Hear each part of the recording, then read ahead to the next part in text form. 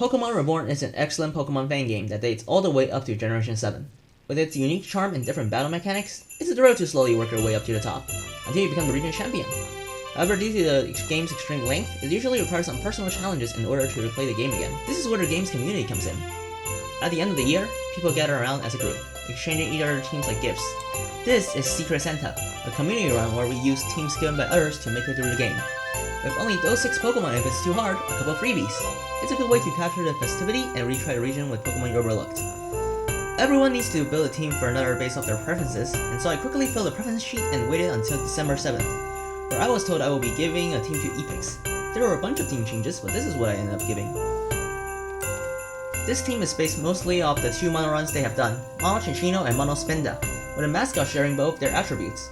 Now you might be thinking, this would be a fun idea for a race, and yeah, that would probably have been a lot more interesting.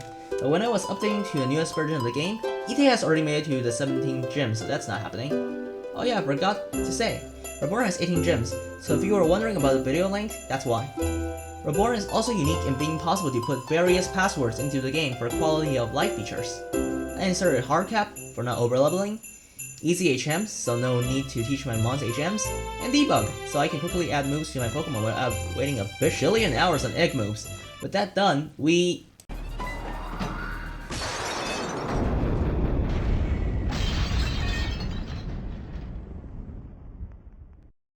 Ow! Forgot about that. Stumbling at our feet, we make our way to pick up our first Pokemon. So I think it's now a good time to look at our team. My preferences were the highest difficulty on 1 Q Pokemon, and the Q Pokemon alone seems to contribute a lot to the difficulty, as most of my other Pokemon doesn't look to be too bad at all. And yes, I can't evolve the Rowlet and the Doublade as that's what they're given. And since those 2 Pokemon are going to stay in a pre-evolved form, I may as well look for a shiny on Rowlet. Like mainline games, the shiny odds in Reborn is only 1 out of 93, so it's mostly a cosmetic thing rather than something rare. It didn't take long to get a shiny Rowlet. Naming him Hutzenberg, we set off on our journey not long before we find our second member. By talking to this trainer, she gives us a rose incense, which attracted Badu into the team. We name her Pyrexia, and that's all we can catch for now. A few uneventful things happened before making it to Julia, the first gym leader. I set up Growth on their lead Minun who is Encore, locking us into Growth until Para and Hoots faint. Well, and if we don't set up, then Oricorio will easily 2-shot Para after a single workup. Fortunately, I got a plan. Julia nuzzles as we set up Growth, which we get Encore into again, for a few turns though. As Encore ended? Yep, Encore fails if you run out of PP for said move. I wasted most of its Growth PP on wild Pokemon, allowing Mega Drain to take out Minun, then 2-shots Oricorio, which isn't strong enough to take me out barring Paralysis luck. With that threat removed, Puzzle Badu proceed to sweep the first gym with Mega Drain, earning us the Bolt badge. There's a couple of big fights before getting to the second gym leader. You're required to travel through the slums, which makes you fight a gang of Scraggies with a Scrafty. Fortunately, being over-leveled caused these Scraggies to act to our advantage, swaggering our Pokemon for the offensive push. Rowlet also got Pluck and Synthesis from leveling up to the cap, so with the +1 Plucks, we paved through the Scrafty, before we properly met our first roadblock. If there are 2 things that define Reborn, one of them is the pulses. They are basically Mega Evolutions overtuned to an insane degree, including type changing, as this Tangrowth is now part poison, so it quad resists grass. Pluck also doesn't do much damage because of Tangrowth's high tier defense. Regretfully, there isn't really another member that we can get the absurd luck. Lilio, the 3rd member of our team, requires being up a Klinklang 10 levels above us. The gym system's level cap means we cannot level up to 35 without beating Floridia, the second gym leader, so we are stuck here, up a creek without a pedal. That is, if we didn't have the second thing that defines Reborn, fields. They are essentially overworld buffs to specific moves, types, and abilities.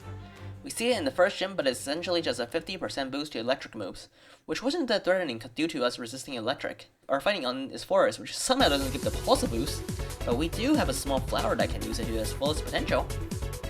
We evolved the Badu into a Roselia, where we now have the stats to make use of what this field can do. Growth, instead of giving a +1 boost, gives +2 instead. With +2 growths, we reach +4 and click Giga Drain to lift the next hit. Then the second time we use Cut, which on set field turns into a super effective 75 base power move, allowing Para to do huge damage, which weakened the Tangrowth just enough for Hoots to clean up. With that out of the way, we get to, oh hey Fern, I skipped this guy's first fight because Hoots cleaned house. but this time a different Rowlet is gonna clean house, as this Rowlet has evolved into a Dartrix and pummeled us instead. While it's also a quad grass resist like a Pulse, there is no field, so we get absolutely pummeled. Which, while we are struggling, Ite has already become the champion, making any questions of who will be first to finish answered. Anyway, Fern's Dartrix is a menace for my team, with my team just having nothing to handle this thing as a quad resist grass and him having what is essentially my team, but better. I see two ways out of this, one being beating the level 35 Kling, or we can breed Natural Gift onto Para, which uses the berries the Pokemon is holding to give me a 60 base power ice move, which definitely spells the end for Dartrix. Unfortunately, as fun as the latter option will be, the game is based off Ultra Sun and Ultra Moon limit sets, and the level 31 Sunkern is the lowest level Pokemon that gets Natural Gift that can breed with Roselia. I don't think I would take breaking over the cap over some RNG. I'd rather throw myself into the gear set in motion until they rust over the reveal bludgeoning. If Kling can just miss an 85% accurate mirror shot, it'll grant us a chance to paralyze it, setting up Substitute to tank hits as Para slowly grinds his gears, waiting for his chance to be paralyzed or missing. The Lilio, once cowering towards a mechanical nightmare, looks at us facing the impossible by repeatedly attempting to save her from this fate. Until finally, the dice rolled in our favor. She quietly walked towards us, putting her paw on our hand holding out, hoping for us to take her in. Ecstatic, we accepted her, naming her Poinsettia after a Christmas flower, and she absolutely swept through Fern's team with no remorse. He asked, what do I have that he doesn't? Is it Julia's badge? No, I got a lion cub. While listening to us, he already left to fight Julia, so we can fight his sister instead, whom we proceeded to pummel with Pyrexia, getting our Canopy badge. Our next goal is to clean out the two other Pulse Tangrowths that are wreaking havoc, which, because of the insane level cap, and both of them no longer being quad grass resist, proceed to be both swept by Pyrexia before we fight Cory. Now, all gym leaders have been relatively easy. This one is different, however, as not only is he not a gym leader, his specialty is poison, with another ace that is quad resistant to grass. Reborn really wants to sell the whole Barren Wasteland approach, huh? We do have access to two freebies in the Spirit of Santa, Standler and Chimecho, so those two are options I could use, but I ended up grabbing out one of the most disgusting sets Roselia can run, and then win against Crobat with Giga Drain even though the field makes it grass 8 times resist against it. We fight Fern again, this time he has a Roserade, solidifying the fact that he is simply our team but better. The one different team member, Poinsettia, actually evolves at level 35, the cap after beating his sister. By evolving Poinsettia into a Pyroar, Echo Boy's spam just sweeps. Doesn't pal, maybe it's time to get it lit, and he's off again. I'm sure he will add a Pyroar next time.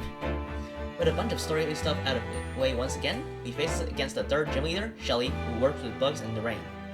Which should be a problem considering I have two grass types and Pyroar is weakened by the rain.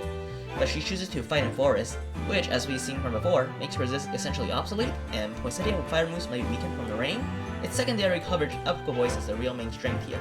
Assets to protect before this fight also make this fight not too bad, as well as Hoots in the back, in case of any emergency. Without with that much trouble, we collect a Cocoon badge.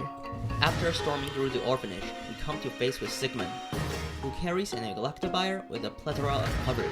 There is no field that it abuses, and unlike Fern, this time we don't have the key to the fight like Litleo hanging around. So it's time to pull out the big guns. EV training. For those that don't know what EV training is, EVs are what Pokemon use to make yourself stronger than while they're opposing trainers. You have 510 EVs total, and every 4 effort values at level 100 guarantees the stat to be increased. What effort values you get are determined by what Pokemon you fight and what items you're holding. We can of course manipulate what Pokemon we fight to guarantee special attack and speed EVs for Poinsettia and Pyrexia.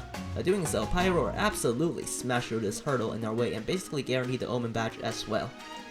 Heading back out from the gym, we were called in by Kane for a plan to invade the Blackstein factory, as the ex-meter member Ace leaked that there are 3 other pulses in Reborn, one of which is polluting the water supplies inside. With our water gym leader Amaria and Ace, we head towards Blackstein factory. Not trusting the ex-team meter member, Kane hung back. We approach Ace, whom asked a few light-hearted questions, such as asking me what my favorite Pokemon nature is. I will have to say timid. And, without me noticing, they whipped out a mint from the back of my ear, like it was some sort of magic trick. Such distractions were successful, as it made us not realize we got tricked until it was too late. I fell through a trapdoor as Amaria is stalled by the other grunts. The trapdoor led to cells containing Pokemon, and this seems like the best opportunity to make use of our surroundings. By using Cyndaquil's flames, Vanillite's frost, and Roggerola's boulder, the cage broke as we continue our plan to storm the base. Making our way to the Pulse, who was a pushover due to the EV training. Despite us getting tricked, Ace did give us important information accidentally, which will be the 2 other pulses together to destroy 2 separate locations of Reborn. The first will be Pulse Camerupt, locating at Apopho Academy, where we also need to face the Mentor Kiki for the HM for strength. We select the lead Machamp, which can't miss due to its no guard ability, then weaken it with Poinsettia until Machamp wakes up and takes her down. Then, it's time for the main course, Hoots! By using the TM that the second gym leader gave us, Nature Power. This move becomes a different move depending on whatever field we're on, and on this field, it just so happens to become Meditate, buffed to 3 times its usual effectiveness, giving us plus 3 attack. Once we get to plus 6, it's time to sweep. By specking Rowlet's EVs, we can make it so that Hoots outspeeds Toxicroak despite its god-awful base speed stat, killing 5 of Kiki's Pokemon before Roserade protecting on the high jump kick, collapsing Kiki's last legs, both in combat and in real life. Wait. It is expected that she doesn't have much time left. That's not good. We also realize where King has been kidnapped. That's better. And that pulse we originally came here for is going to erupt the entire volcano, doing this entire academy. That's not good. That's not good at all. On the other hand, we get our 4th team member. By walking around Azurine Island, we can find a Yama. I always wanted to use an Omega, and this is the best time to get to use this thing, as this thing is also monstrous in nature. The gifter has specified no speed boost, but I wanted to use its hidden ability anyway. I named her Polyglass 5 for its tinted lens, as I can't wait for it to be used against resists. But before that, we do have a boss fight coming up. And by boss fight, I really do mean a boss fight. In the early game of Reborn, there are 2 mandatory bosses that the game is fine with us losing. But losing seems incredibly lame no matter what the situation is. So, we're going to win this. How bad is this fight? Well, do you remember like a few minutes ago where we faced a level 35 Kling Kling in order to get Poinsettia's approval? This one is 30 levels above us instead of 10 levels above us. Luckily for us, it's just Garchomp, and not something more threatening like Lycanroc or Arcanine, who can effortlessly sweep our roster with minimal effort. With Garchomp as our foe, as long as you're not on the ground, you can roll the RNG on its inaccurate moves. Which means, if you try this fight long enough, there will be an attempt where you succeed in beating it. We got an incredible attempt where I swapped whose gender to attempt to seduce the beast and leaving it crippled with immense swagger, which unfortunately failed due to my misplace, but that's fine. Among all the stars and the infinite possibilities, you will triumph, no matter how stupid your strategy is, from pure luck. With other support, we stopped the first pulse from releasing its wrath onto the academy. That would mean we have to face a second pulse in order to stop its rampage, but it seems that Ace was already there, frightened about the idea that something they never were told of was wreaking havoc. The pulse was a fake out for both them and us, I suppose. Time for the second Ace fight. Their team swapped a lot compared to last time, which I didn't mention because it's the third Tangrowth fight, which Phyrexia swept. Not just because of the lack of pulse, but just their roster in general has also been swapped. That and the field change means that I'm not gonna be able to solo it with Phyrexia like before. We led Polly into Delphox, a seemingly horrible matchup before we bug-buzzed the Delphox into oblivion, revealing the Zoroark in disguise, repeating the same thing that happened last time. Switching in Roserade to tank a Power Gem and setting up Growth to guarantee the kill on Mismagius, the Hunch Growth switch in right after also falls. Stay in for a turn so that Bronzong's hazards don't hurt Hoot switching in, lowering its offense with Feather Dance, allowing Poinsettia to come in and finish it off. With it and Polly's efforts, it's weak enough for Phyrexia to finish it off and finish Clefable off with Nature Power's Gong Shot. Ace said that Team Meteor aren't the ones to hurt those that have already settled into the land, as the Wasteland people eventually settled in and weren't targets. That doesn't really make any sense to me, considering Apopha has little to do with the mainland and the bonded with nature with meditation. But whatever helps you sleep at night? Anyway, he walked into the next gym, getting interrupted by Fern, and as 4 of his Pokemon gets killed by Pyroar. Again, go grab yourself a pie and he's gone again. Can he listen for once?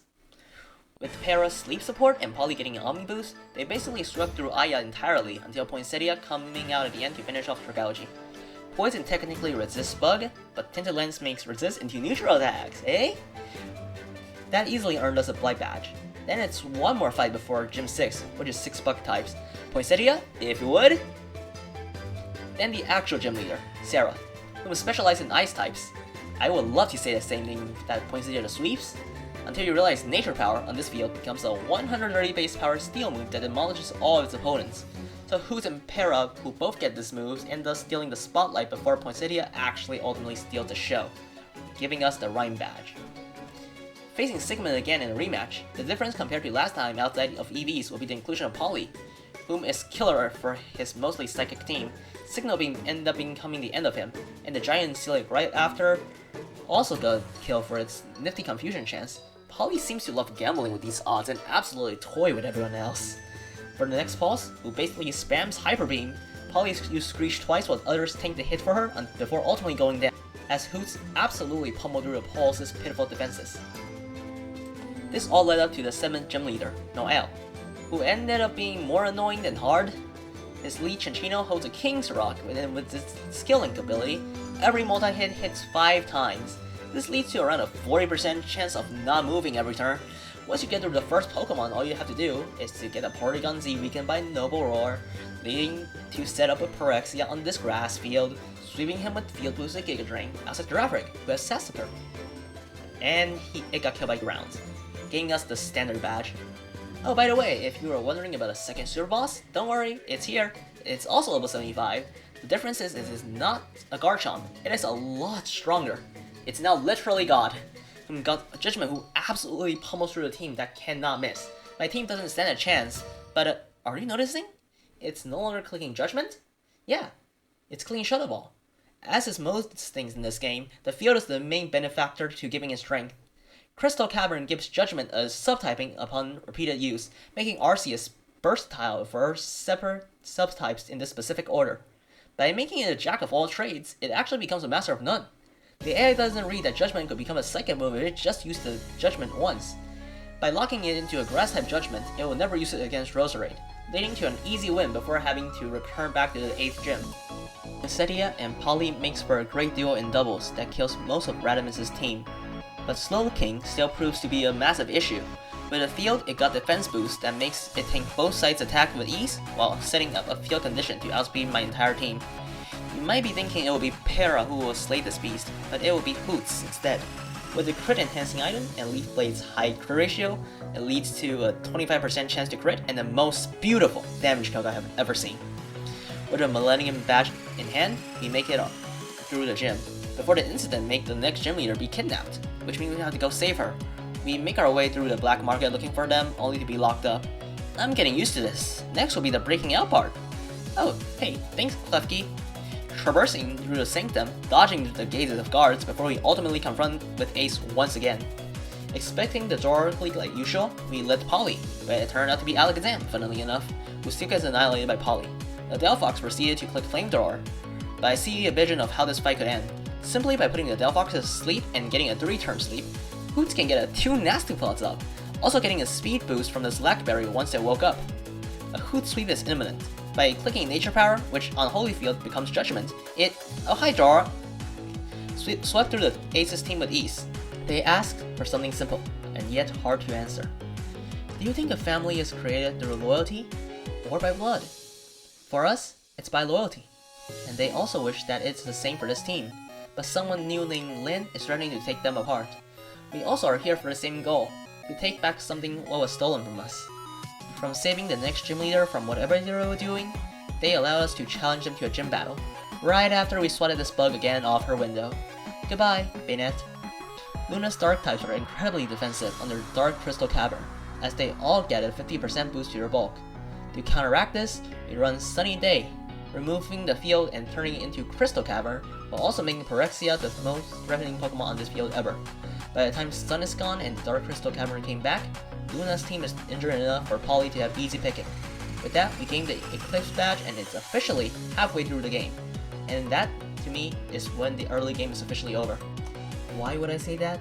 Well, opponents now also will have effort values that retaliate against our own effort values, which makes Alsacia, a fight which was supposed to be the warm-up for the next gym leader by the way, one of the harder fights, leaving my team crippled without much recourse. Thinking the main course punted me through my entire team without any remorse, forcing me to run something new, an item called the Custard Berry that makes Pokemon move first if they're on the brink of death. By weakening all of them to the brink of death, I have the first move on all 4 of my Pokemon. Despite having the first move, it's still not a guaranteed win. We also need Polly to risk her luck once again, and needing Air Slash to clinch his ace Conkeldurr. Yep, he's hard. There was absolutely no other way this fight could have gone that makes this a fight completely riskless. Even if Polly is without speed boost, is not gonna win against such onslaught. At least, that's what I thought at the time. Samson made me have to use Custard Berry on everyone in order to out-offense his offense. But what if I just run defense? Because the Surface sells the Eviolite, an item that boosts unevolved Pokemon's defense by 50%, Hoots could have just easily finished him off by setting up curses. With plus 6 defense, similar to how Hoots set out on Kiki, but instead of sweep cup short, it was a full-on sweep with no doubt in mind. It sucks to realize way after this fight is over, because this could have ended easily without anything worth noting, but instead, it was with pride I hold the strike badge.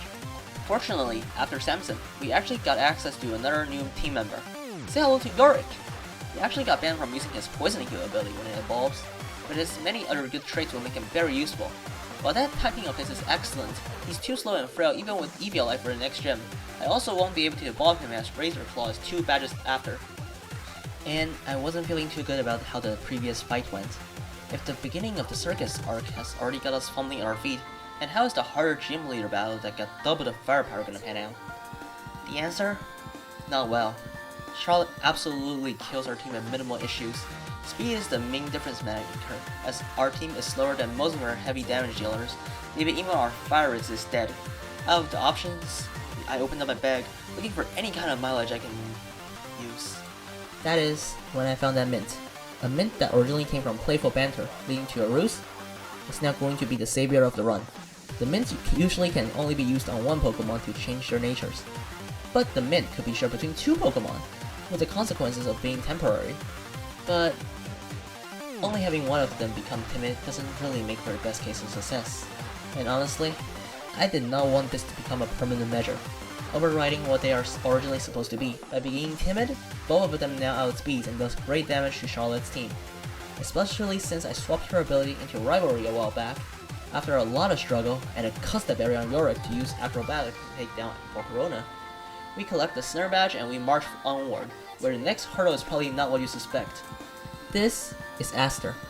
He is a Meteor Grunt, who uses Lycanrocs, who, in this field we fight him in Icy Field, have rock moves and have a second typing, which is Ice.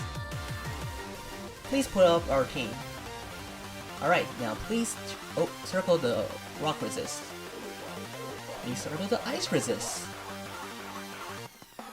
I don't have a rock or ice resist? Yeah, this is not gonna end well. The plus 2 speed Lycanroc Midnight cleave through my team like it's butter, and with its no guard ability, I cannot pray for Stone Edge misses, so we can only simply tank it. Funnily enough, only the Charity Berry works for Stone Edge, even if the ice move is the one being super effective. He is basically the warm-up to Blake, who is a water and ice specialist, and will surely pummel us with his ice move. Then we easily won, because he's a double battle, and the protect button is about as stupid as it is effective. Baiting the moves that the ice moves could never connect our team, and as we do that, we chip his team down with ease. Which leads to the next gym, whom, while being the ground gym, the real difficulty doesn't come from that. It will be the field it's on, as per usual. It basically is the Generation 1 field, where dumb stuff happens and everything is held together by hopes and dreams. The biggest one is how the special stats now work into one, and always work off the higher one. We got some powerful special attackers, but that's not the big one. The big one will be someone who can set up their special stats, which I guess will be Poinsettia with Workup? But that loses to Quagsire, not due to its typing, but because of its unaware ability, which ignores boosts.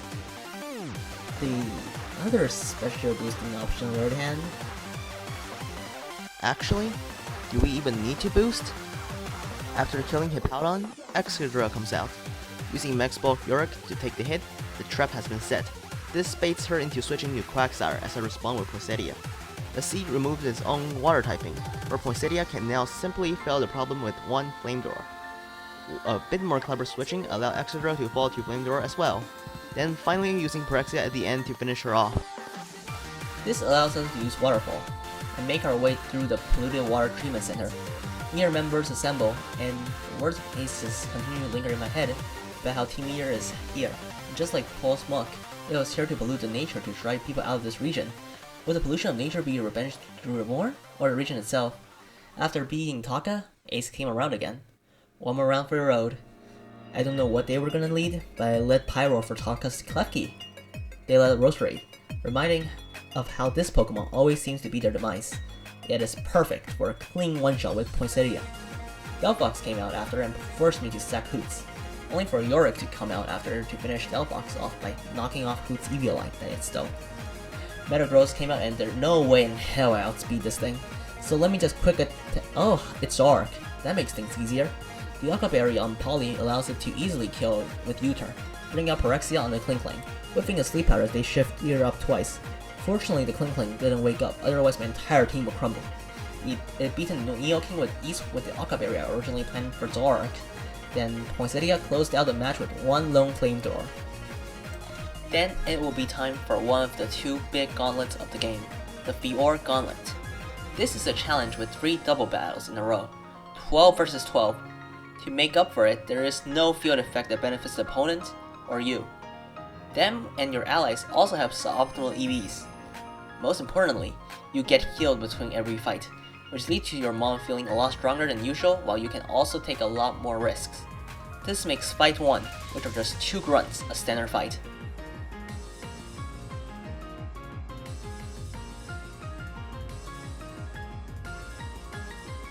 Where our teammate didn't lose a single Pokemon. Fight 2 will be the interesting one, where Fern joined Team Eater and teams up with Blake to fight us. Their power is extremely strong, where it took 3 Pokemon in order to even kill Fern's first Pokemon. Luckily, that's probably his biggest threat, as once that happened, it didn't take long until his Decidueye is the only one remaining, as there was no hidden power fire Pyrexia switch-in. And Florinia handled the rest of Blake's team. The final fight will be Solaris and John, the former of which we already have fought, but now with a full team of 6, with Julie as a partner instead of Florinia because I have already beaten him before. Would you believe me when I say he's the weakest link here?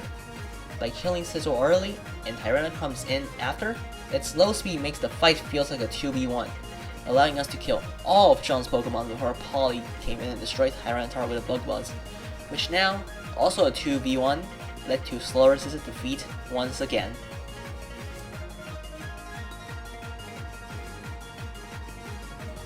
Once the gauntlet was over, it was time for the Flying Gym.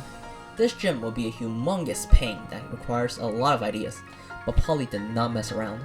It took around 4 tries before Polly accidentally got an Omni Boost, leaving their Gliscor broken and their Mega absolutely shattered, leaving Seal's team easy picking for the rest of my team, including the Gliscor that newly acquired. With that, we grabbed the Suspension Badge and unlocked the Fly HM, making us able to return to Reborn, and...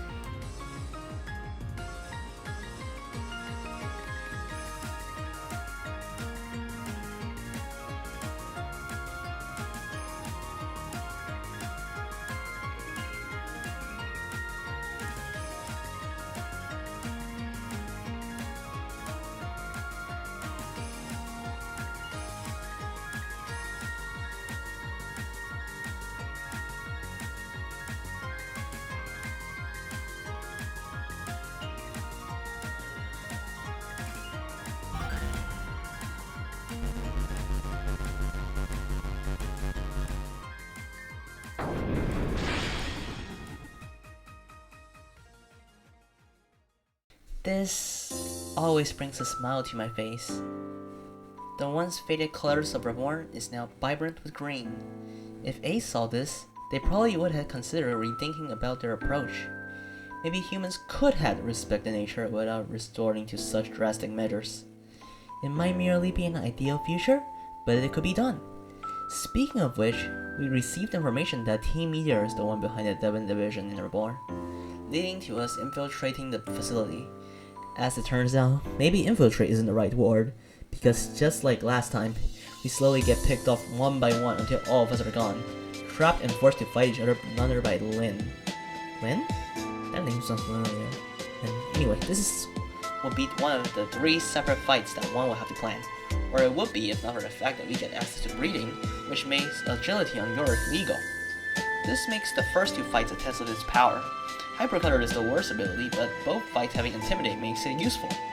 Yorick easily cleaned house, leaving a rest of my team capable of checking the actual draining fight. Pulse Mechanism succumbed to a duo of Poinsettia and Phyrexia as it falls to its death. Then it will be Adrian, where Hidden Power Poison Phyrexia does insanely well against her lead. As Whimsicott falls from Poinsettia's Flame Door, Yorick took the time to set up. With that, him and Poinsettia demolished her, giving us the Amaranth badge.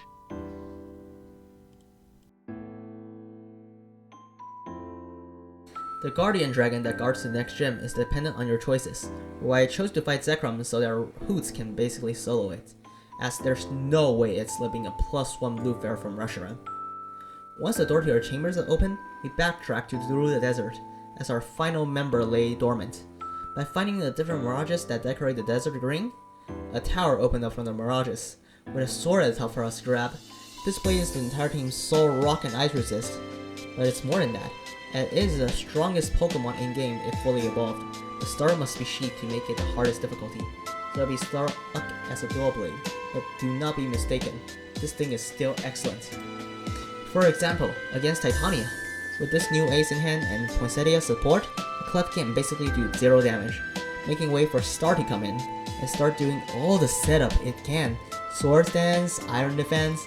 By abusing the fact that the Fairy Tail field makes Kisses wake up sleeping Pokemon, we can recover to full health and watch as 3 of her Pokemon die to Doublade before losing to her stronger form, Aegislash, whom, after Hoot's Sucker Punch and Polyglass's effort, was finished off. With a 3-on-1 majority, Excadrill also failed, giving us an Alloy badge.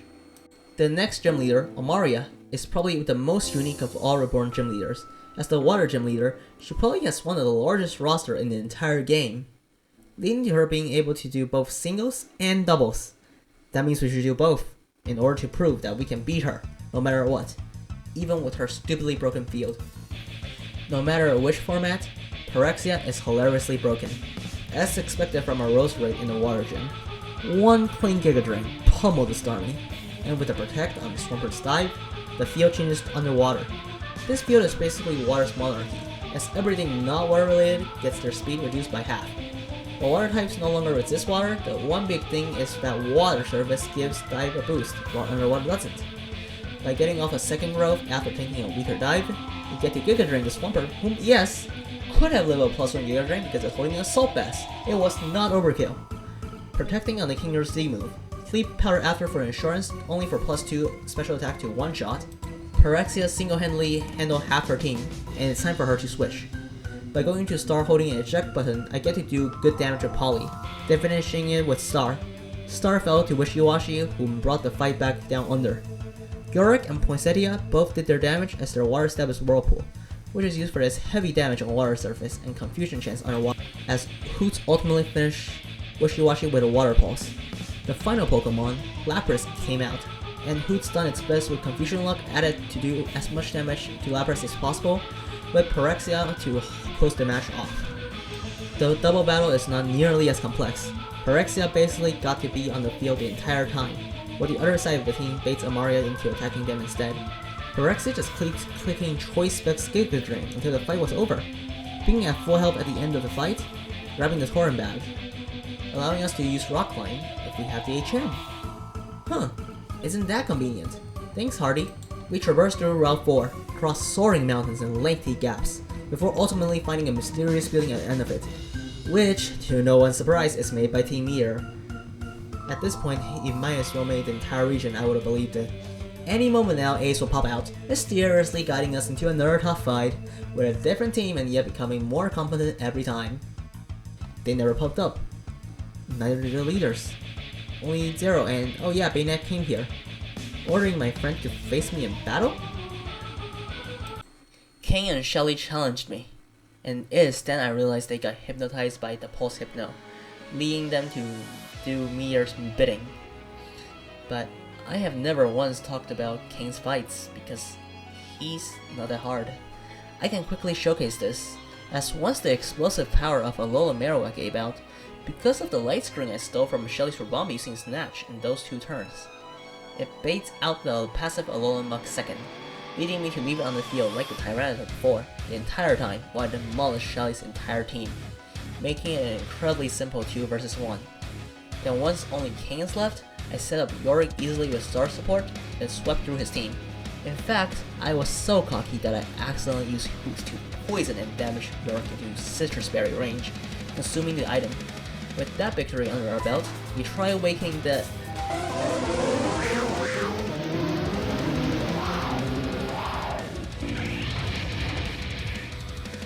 Remember when I said there were 2 big gauntlets? Yeah, here's where that comes to play. Welcome to Glass Gauntlet, another 3-in-1 meal deal. That is honestly why I let Star, as there is no other good Pokemon that is good for Weavile on my team. This baits in Mesmagius, which Who's have to come in, and with a Choice Band, we one-hit KO the Mesmagius with Sucker Punch. With how low HP the Rowlet is, they want to come in with Hunch Crow, who can finish off with a priority Sucker Punch, granting us a free switch into Yorick. Tanking a Braver, we use Agility, which baits Sucker Punch into Hunch Crow. Then we use that turn to set up Swords Dance. Now we can kill this Hunch Crow, normally that is. You see, Reborn has done plenty of updates to the game, until it reached version 19, finishing off the entire game. But there were a bunch of bug fixes that changed a lot of the AI, one of which will change the Sucker Punch AI to be random, so it's a 50-50 every time after guaranteed Sucker Punch. I predict it was going to Sucker Punch, and it did. I got to +4. Then I predicted it won't do Sucker Punch, which made me successfully beaten the Hunch Crow. That, however, immediately brought out his Umbreon, who seems to be his ace, and Yorick cannot one-shot it with Acrobatics. So we switched to Poly to finish it off. Mega Absol came out next, and threatened to kill my entire team with fast and powerful knockoffs. My Roserade held no item to weaken knockoff damage to kill the Absol with a Dazzling Gleam. But there is still one Pokemon left. Whom is the absolute worst case scenario, Gothitelle. This Pokemon can live a hit with ease and kill us easily. Now you might be thinking, what's the big deal? Couldn't you just win with 5 Pokemon remaining? The thing is, the third fight only partially recovered a Pokemon. They do not revive any of their teammates. Usually Hunch will attack after a Sucker Punch, and having only +2 baits Gothitelle in, which gets demolished by Gliscor's knockoff. I really should have just used Agility instead. Why don't you switch? Because Gothitelle's ability prevented us from switching out. They got us down on the ropes as we had to save their own Phyrexia for fight 3, having me to do this fight with only 5 Pokemon instead. Giga Drain comes out, and it went for Foul Play? Because the Roserade was dead to any attack, it baited a random move, but since Giga Drain healed Roserade, we got to survive and we get to finish the fight deathless. Which is exactly what we needed. Because I do not have faith that with 5 Pokemon that this fight is going to be good. Sure, the other side starts out with something passive like Clefable, and Poinsettia can immediately steal the other side's Aura Bell as Star kills it with ease, but Glaceon comes out next, and with its Snow Cloak ability, this could immediately turn sour, forcing us to sacrifice multiple Pokemon to even land a hit. I hold my breath, hoping the Flamethrower connects onto the Glaceon, which for this attempt, fortunately, was correct. This led to a small Poinsettia montage, but she absolutely outdrew her team with absolute ease. With 4 Pokemon left, I thought I could replicate the same thing I did with Fight 1, Yorick coming into swoop. This proved to be a huge mistake, because I am not facing it with something to bait it, leading it to use Blizzard. With a quad weakness and a naughty nature, Yorick's reign is over, and thus we will need Poly and Hoot to pick Wait and Lived. Alakazam came out, who immediately died to Yorick's knockoff, as I swapped in Poly to bait in the next Pokemon, Bisharp.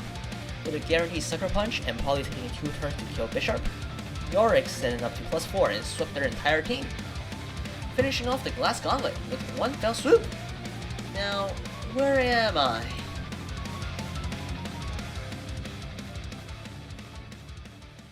We make our way through the abyss, faces popping up around the region all gather as one, until we met up with that Pulse Hypno, whom, because we have a 6-on-1 majority, got trounced with minimal effort.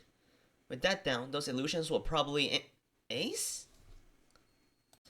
They banished? Now thinking about it, I wonder where they went. Not the Pulse, but Ace.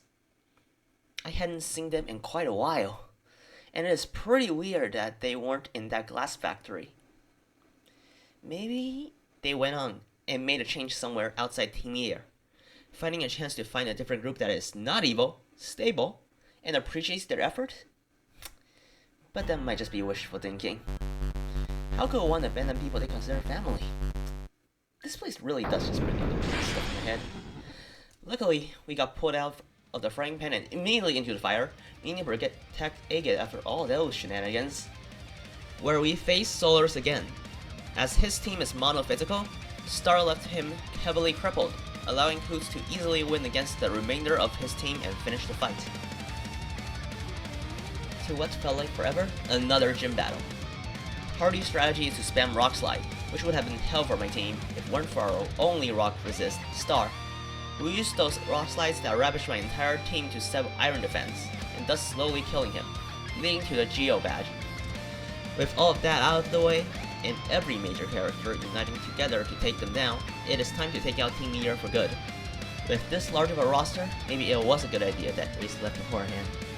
But it's not like they are going to go down without a fight. They will cheat to stall us as long as possible. They now possess a different kind of pulse, the kind of pulse named Pulse 2. Remember when I said about EV training? This is that on steroids. For a normal Pokemon, usually you can only invest fully in 2 stats with ever values, but they are allowed to max all of them out. Luckily, most of them are still pushovers even with this abuse of power, as they are, of course, grunts, until we met up with Zero again, this time with another actual Pulse.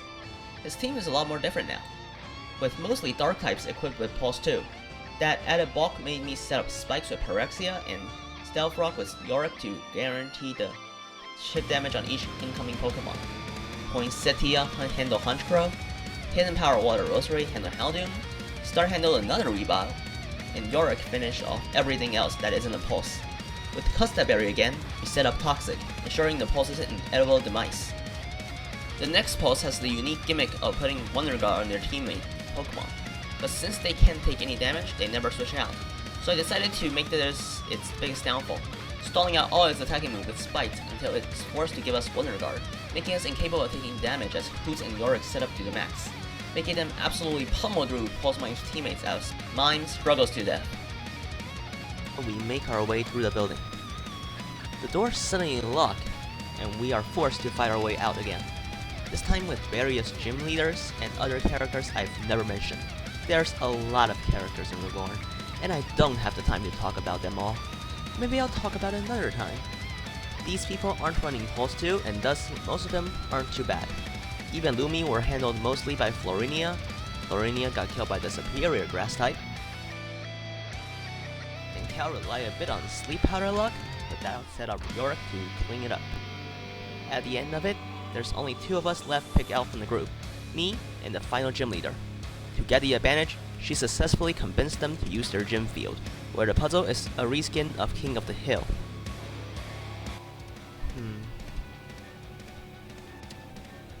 I believe that the most important thing to me will be family, in some sense.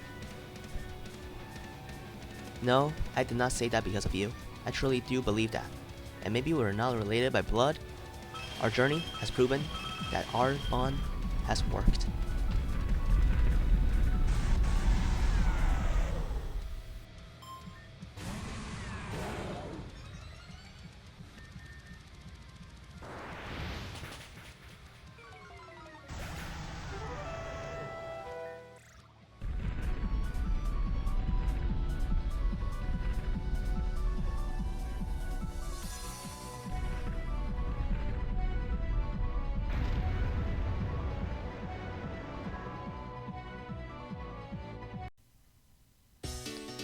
Finishing the gyms will be Sphera, whom actually was incredibly tough. We have to remove this broken field that doubles Dragon, and as if that happens, the team will be slaughtered. By maxing out HP and special defense EVs, Yorick can barely have a chance to survive and change the field to Cave, which now will be my entire team's job to pick up the slack. Pyrexia ended up picking up Noiburn, Double gets to Rock Slide Charizard on the switch, Garchomp died from using 2 Earthquakes as the cave collapsed on it, and the remainder of her team died to Toxic Skull, whom mostly started from thinking they could set up on cute little Hoots until realized it was far too late. We finally got all 18 badges, which means the league is at hand. Only 4 fights stand in our way from this stream. The remainder of Team Meteor leaders, one of whom is so forgettable I didn't mention him once. The first will be Terra, whom fights on Glitch. Guess who gets to show how powerful they are on this field? That's right, Hoots. He absolutely cleaved through her team with ease, scoring us big win. The next fight will be Sirius. Sirius? That's the star, whom I have never mentioned before. By killing a lot of Marowak, the support from a team allowed Yorick to set up and just sweep once again. Unlike last time we faced Blake, we got Star, who just set up over him and won.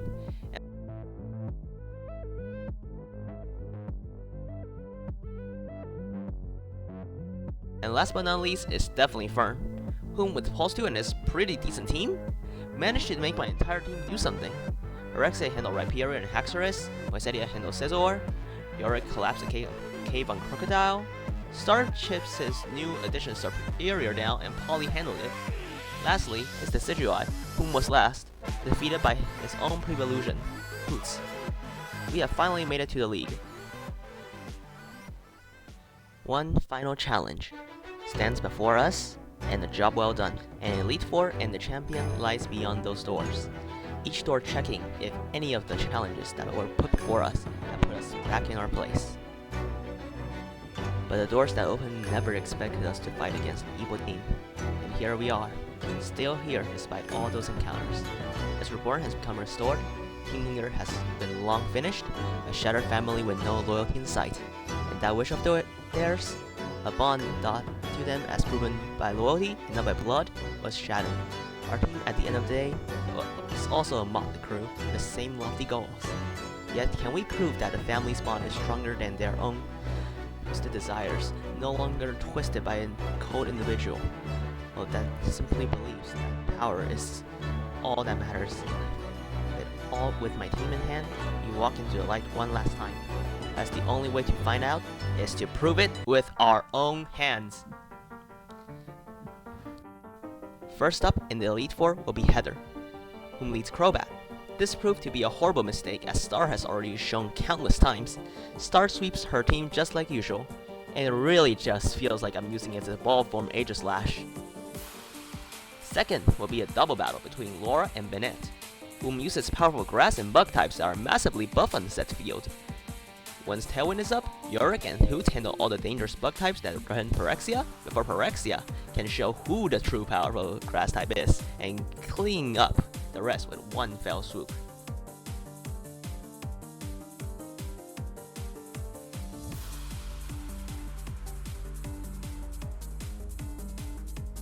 Third is Elias, who led the same Pokemon as Saphira, which got countered basically the same way as hers.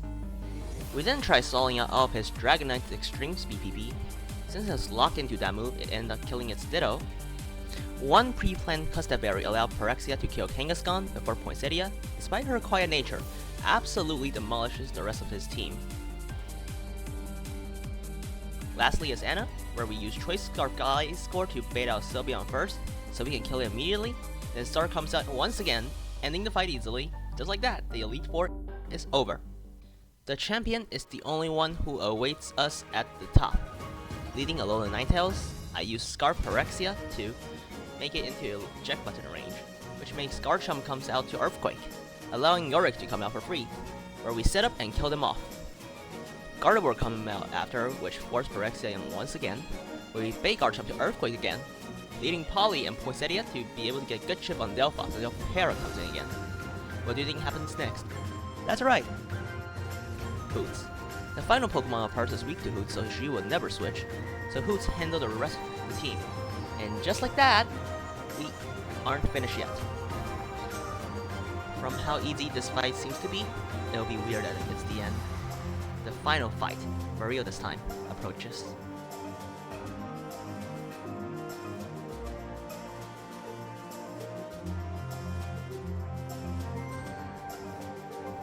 And it would have been weird not to start this with anyone else. Hoots have to come in early to handle Miss Magius, just like how it did in Glass Gauntlet, as he will always be the one to take out the biggest issue for our team. Her ace, Hydreigon, comes in, whom is what this field is made for. All of its coverage moves are boosted. Luckily, that doesn't matter, as Phyrexia switches in on the boosted Dark Pulse, just like how she was for the past 18 gyms. She will carry the team with all her might. Her Hell Choice Scarf allows it to outspeed and spell this Dragon's Doom. Then Polly comes in, calling to her past experiences, her seed giving a guaranteed Omni boost, and killing Honchkrow with an ancient power. Then we Toxic Stall the Clefable that comes out after. However, as its 190 base power Moonblast from this field comes in, it will be almost impossible to stall if not for the resistant Poinsettia. Just like all of her brethren, she's using Protect. Not to activate speed boost to outspeed the snail that is Clefable, but to ensure its timely demise. Clefable faints, as Celesteela comes out. Polly has done all she could. It's time for Poseidon to take the center stage. Even if its quiet nature means that she's always slower than the competition, when she chooses to give it her all, nothing stands a chance. Celesteela falls to a singular flamethrower. So she's down to her last Pokemon, Arceus. After Poinsettia goes down, we're doing one last Toxic Stall with Star, where instead of her holding on against indefinite attacks, she's on the back foot. This time, the team will share her burdens. As everyone holding on with all their might, it helps drops lower and lower, where we have a chance to switch to Yorick. But the Jester knows he hogged the spotlight for far too long. This fight must finish the way it started. God falls before Hoots, finishing the run with my Santa team. This was a very fun Santa run, as my Pokemon, while strong, have unique attributes that set us apart and made them all worth bringing on to. I even managed to guess who my Santa is before they revealed it. I'll love to join the Secret Santa again next time, meaning more Pokemon that love this game and like to push themselves to the absolute limit. For now, I'll be content with Hoot's performance and rest until the next run is up, for us to see once again, with a new team and a new set of roles in mind. Thanks everybody for watching. This was a genuinely long ass script that took like a couple months. I don't even know how I managed to make something this long. The next project is probably going to be a little smaller, as I want to practice some editing tricks. For now though, I hope you enjoyed the show, and we'll see you next time.